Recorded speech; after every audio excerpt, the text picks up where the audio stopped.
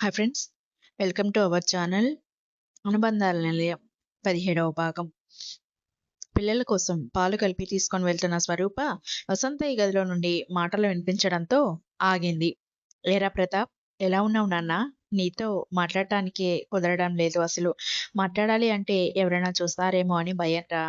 ఈ మధ్య కొన్ని రోజుల నుంచి ఆ స్వరూప ప్రవర్తన తేడాగా ఉందిరమ్మా. ఆ మధుగాడు దీనికి బాధ్యతలు అప్పచెప్పాడు. అది ఆఫీస్‌కి వెళ్తోందప్పటి నుండి. దానికి ఏమన్నా తెలిసేమో అని అనిపిస్తుంది ఒకసారి. మరోసారేమో ఆ చదువురాని దద్దమ్మకి ఏం తెలుస్తుందో అని అనిపిస్తుంది. అంతకుముందు చేసిన ప్రయత్నం ఒకటి సక్సెస్ అయినా, మిగిలిన అన్నీ కూడా ఫ్లాప్ అవుతున్నాయి. అదే ఆలోచిస్తున్నా. సరే, ఇక దాని సంగతి నువ్వు చూడు. ఇక మిగిలిన వారిని అంతం చేసే పనిలో నేనుంటాను. ఏంటి? ఆ రోజు బాంబు విషయం దానికి తెలిసిందా? అదే పేలకుండా చేసిందా? ఎలా? అయితే ఆ ప్లాన్ నీతో పాటు నాదే అన్న అనుమానం వచ్చిందా దానికి? ఏమోలే, ఎందుకైనా మంచిది. జాగ్రత్తగా ఉంటూనే ఒక్కొక్కరిని హతమార్చాలి. నా పగ తీరాలి. కాదు, మన పగ. ఇదివరకులాగా వేసిన ప్లాన్స్ ఫ్లాప్ అవ్వకుండా చూస్తా ఉంటా అంటూ కాల్ కట్ చేశాడు. ఇదంతా విన్న స్వరూప ఏదో సొంత కొడుకుతో మాట్లాడినట్టు మాట్లాడుతున్నాడు. వీళ్ళిద్దరికీ ఏంటి సంబంధం తెలుసుకోవాలి. నా వాళ్ళను రక్షించుకోవాలి తెలుసుకుని వీళ్ళ బారి నుండి అనుకుని గదిలోకి వెళ్ళింది.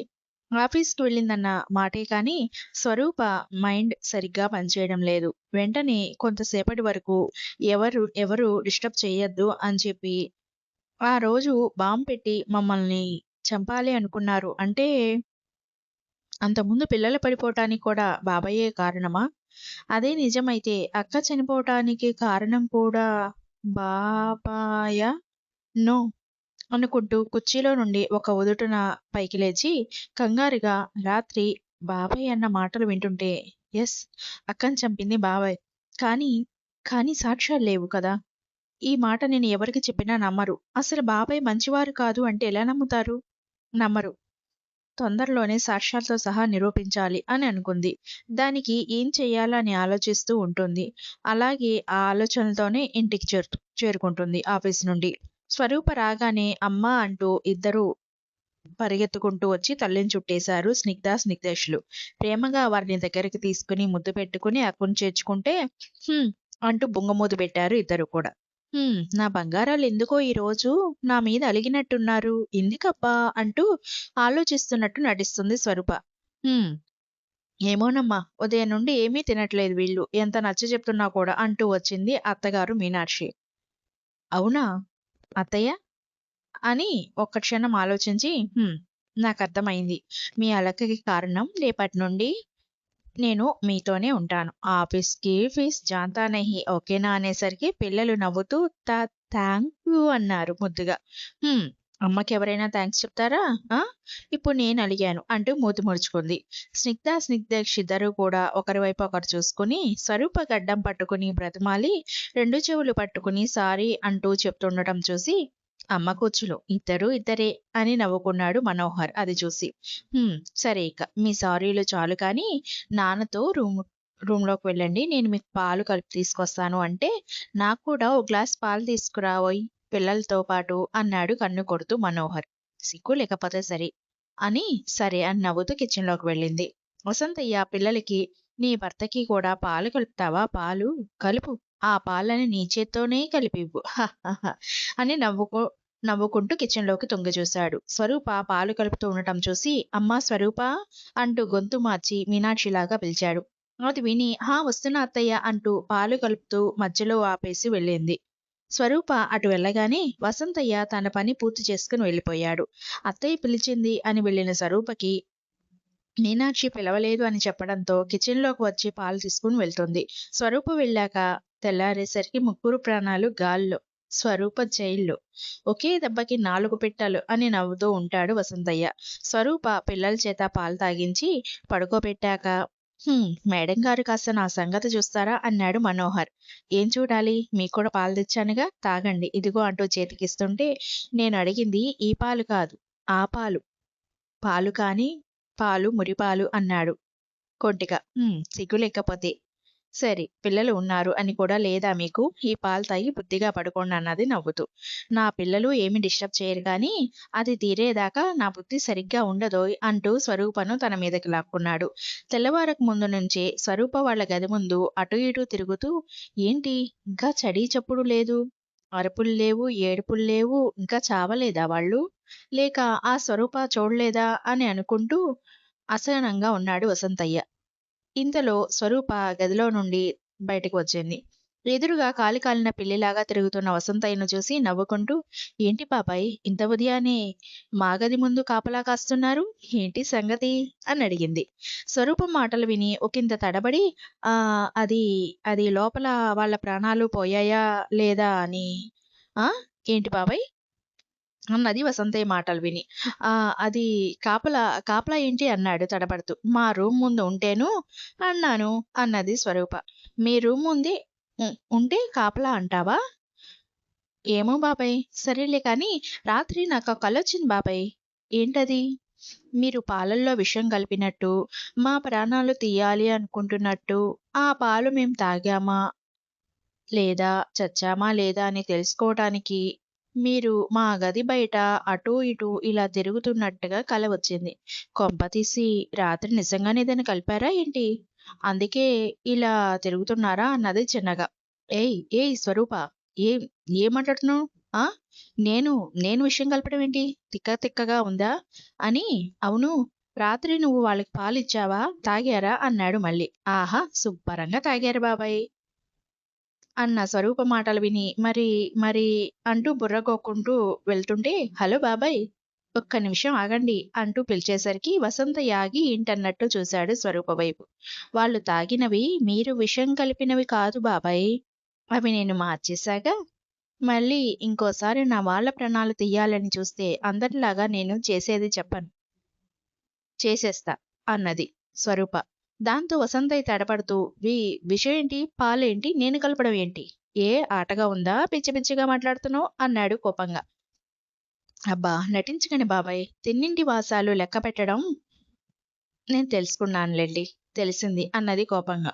ఓహో! తెలిసిందా? కాదు కాదు. తెలుసుకున్నావన్నమాట మొత్తానికి. హమ్మయ్య! నీ దగ్గర నటించే బాధ తప్పింది నాకు. ఇకపోతే నా గురించి ఎక్కువ ఆలోచించకు. కూతురు కాని కూతురా? అన్నాడు. అలాగే బాబాయ్. మీ గురించి మీ గురించి ఆలోచించనా? సరే. ఇక నుండి అలాగే మీ గురించి ఆలోచిస్తా అన్నది స్వరూప. ఏమిటేమిటి ఇందాక అన్నావు కదా! అంటూ ఆలోచిస్తున్నట్టు మొహం అదోలా పెట్టి గుర్తొచ్చింది. నేను చెప్పను. చేసి చూపిస్తా అనే డైలాగ్ వదిలావు కదా! సేమ్ నాది కూడా. నువ్వు నన్నేమీ చేయలేవు. నీ మెట్టినింటి వారిని చంపడం పక్కా. పిల్లలతో సహా. కాకపోతే నిన్ను మాత్రం ముందు వదిలేద్దామనే అనుకున్నాను కానీ నా కొడుకును కొట్టావు కదా! వాడి అంతు చూస్తా అన్నావు కదా! అందుకే. నువ్వు కూడా శత్రువు నాకిక. అతి తొందరలోనే కాదు కాదు. కొన్ని, కొన్ని గంటల్లోనే మీ అందరి సంగతి తేల్చేస్తా. మీ కథని ముగిచ్చేస్తా. రెడీగా ఉండు. నువ్వెలా అడ్డుకుంటావో మరి దీన్ని గుర్తుపెట్టుకో అన్నాడు వసంతయ్య కోపంగా. అసలు నా వాళ్ళు మీకు ఏం ద్రోహం చేశారు అని వారిని చంపాలనుకుంటున్నారు? మీకు చేసిన ద్రోహం ఏంటి? హా? చిన్నప్పటి నుండి అత్తయ్య గారు తమ్ముడు అని మిమ్మల్ని అందరికన్నా గౌరవం ఇవ్వడమా గారాబం చేసి ఆవిడ చేసిన ద్రోహం మీ తల్లిదండ్రులు ఆస్తి మీ ఇద్దరికీ రాస్తుంటే నాకు వద్దు మొత్తం తమ్ముడికే ఇవ్వండి అని ఆస్తి అంతా మీకే చెందేలా చేయడమా ఆవిడ చేసిన ద్రోహం చెడు వ్యసనాలకు బానిసయ్యి ఆస్తి అంతా పోగొట్టి మీరు రోడ్డు మీద పడితే చేరదీసి ఇంట్లో పెట్టుకోవడమేనా మా మామగారు చేసిన ద్రోహం మీకు మీ పిల్లలకు ఏ లోటు లేకుండా చూసుకుంటూ మళ్ళీ మీకు ఆస్తి, హోదా, పేరు అన్నీ వచ్చేలా చేయడమేనా మా మామగారు చేసిన ద్రోహం? కన్నతండ్రి కన్నా మేనమామ అయిన మీరే ఎక్కువని, మీకే ఎక్కువ విలువ ఇవ్వడమేనా నా భర్త అదే మీ మేనల్లుడు చేసిన ద్రోహం? తండ్రితో సమానం స్థానం ఇచ్చి నిన్ను కన్న తండ్రిలా అనుకోవటమేనా స్నిగ్ధక్క చేసిన ద్రోహం? అన్నం పుణ్యం తెలియని నా బిడ్డలు అసలు అందరూ ఏం చేశారని నా వాళ్ళని చంపాలని అనుకోవటం ఆస్తి కోసమా? పేరు ప్రతిష్టల కోసమా? దేనికోసం? అన్నది కోపంగా. చూడమ్మాయి అది నీకు అనవసరం అన్నాడు వసంతయ్య. తోడబుట్టిన అక్క కుటుంబాన్ని చంపటం అని స్వరూప అంటుంటే ఏయ్ ఇప్పటికే చాలా ఎక్కువ మాట్లాడావు. తగ్గు అన్నాడు కోపంగా. దాంతో స్వరూప ఏదో చెప్పబోతుంటే భర్త రావడం చూసి అవును బాబాయ్ అని స్వరూప అంటుంటే మనోహర్ వచ్చి ఏంటి ఏదో సీరియస్‌గా మాట్లాడుకుంటున్నారు బాబాయ్ కూతుళ్ళు. ఏంటి విషయం అని అడుగుతాడు. అది సంతోష్ గురించి అడుగుతున్నానండి బాబాయ్‌ని. చెల్లి పెళ్ళికి వచ్చాడే కానీ పెళ్ళికి లేడు, కనిపించలేదు. అప్పుడు పెళ్లి హడావిడిలో సంతోష్ గురించి మనం పట్టించుకోలేదు. అసలింతవరకు కనిపించలేడు తను. ఏమయ్యాడో అని బాబాయిని అడుగుతున్నా. కానీ బాబాయ్ ఏం చెప్పట్లేదు అని చెప్పింది స్వరూప. ఆ! స్వరూప అన్నది నిజమేగా మావయ్య. అసలు సంతోష్ ఏమయ్యాడు? చెల్లి పెళ్ళికి వచ్చి మధ్యలోనే మాయమయ్యాడు. ఎక్కడికి వెళ్ళాడు? ఏమైపోయాడు చెప్పాబెట్టకుండా అని అడిగాడు వసంతయ్యని మనోహర్. అది విన్న వసంతయ్యకి ఏం చెప్పాలో తెలియక అది అనుకోకుండా అంటూ ఉండేసరికి, "ఏంటి బాబాయ్ మీ అబ్బాయి గురించి అడుగుతుంటే అంత కంగారు పడుతున్నారు?" అని అడుగుతుంది స్వరూప. "అబ్బే కంగారెందుకమ్మా? అది అది వాడు వాడు అనుకోకుండా వాడికి ఎగ్జామ్ ఉందని ఫోనొస్తేను వెళ్ళిపోయాడు" అని చెప్పాడు. "అదేంటి? మాట మాత్రం కూడా చెప్పకుండానా?" అన్నారు స్వరూప, మనోహర్‌లు ఇద్దరూ ఒకేసారి. "చెప్పే టైం లేదుటమ్మా. అందుకే నాతో చెప్పి వెళ్ళాడు. అయినా చెల్లి పెళ్లి అన్నా, వదినలు దగ్గరుండి జరిపిస్తున్నారు కదా అని చెప్పాడు. మీతో అనుకోకుండా వెళ్ళాల్సొచ్చిందని కూడా చెప్పమన్నాడు. నేనే పెద్దవాడిని కదమ్మా! మర్చిపోయాను" అని అక్కడే ఉంటే ఇంకేం అడుగుతారో అని అక్కడి నుండి జారుకున్నాడు వసంతయ్య. మనోహర్ ఆఫీస్‌కి వెళ్ళిపోయాడు. స్వరూప ఏంటి సంతోష్ గురించి అడిగితే అంత కంగారు పడ్డారు బాబాయ్? అసలు సంతోష్ ఏమయ్యాడు? సడెన్‌గా పెళ్లి మధ్యలో మాయం అవటం ఏంటి? ఇందాక నేను తన కొడుకును కొట్టాను అని ఏదేదో అన్నాడు బాబాయ్. ఆయన కొడుకు సంతోష్ కదా! నాకు తమ్ముడు వరుసవుతాడు. అసలు నేను తనతో గొడవ పడటం ఏంటి? కొట్టడం ఏంటి? అబ్బా! ఆలోచిస్తుంటే తల పగిలిపోతోంది. అసలు ముందు బాబాయ్ ప్లాన్ ఏంటి? ఆయన నుండి నా కుటుంబం ఎలా కాపాడుకోవాలి అనేది ఆలోచించాలి. కొన్ని గంటల్లోనే మా కథ ముగిస్తా అన్నాడు. కదా! కదా! అది ఏంటి? అసలు ఏంటి అని ఆలోచించసాగింది Swarupa. Thanks for watching. Please like, share and subscribe.